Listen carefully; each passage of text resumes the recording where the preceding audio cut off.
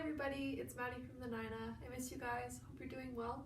Today we have another drawing exercise for you to try called Zentangle, which is a doodle technique. So the basic idea of Zentangle is filling in shapes with repeating patterns to create a really intricate overall picture. So the very first thing that most people do when they're making a Zentangle is first get together sort of a pattern list of repeating shapes and motifs that they want in their final picture. So what I'm going to do to start off with is I set aside about an hour this morning.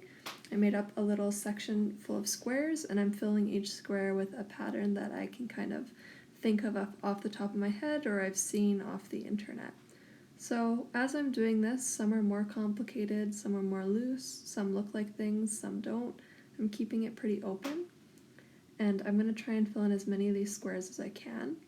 I will attach this image for you guys of the final sheet so that you can use it if you like when you're doing your Zentangles, or you can make up your own. It's entirely up to you.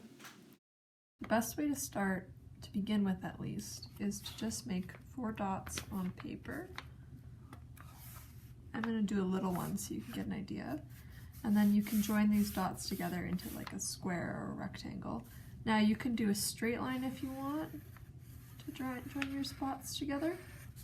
You can also do like a curvy line. Oops. Whatever you feel like, it doesn't have to be super specific. So once I have a shape, what I'm going to do is just start drawing some lines to break it up. This can be quite random, whatever you think, whatever comes to mind. You can have some that are smaller, some that are bigger. It's almost like a stained glass. You just want to break up your big shape into a few smaller ones. Okay, so now that I have my bigger piece with all the little pieces inside of it, what I'm going to do is start filling these segments with some of the designs that I have on this paper beside me. So to start off with, maybe I'll do one of the smaller ones and I'll pick a design and just try and fill that whole segment.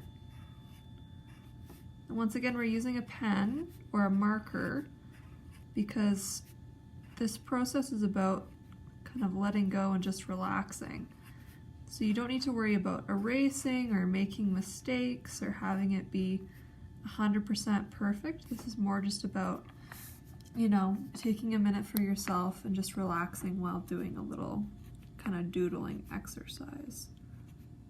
So I'm going to try and do something similar to this one over here. Now I'm using a black marker because that's typically what you see with Zentangle is black and white, but you don't have to let that stop you. You can use whatever color you want.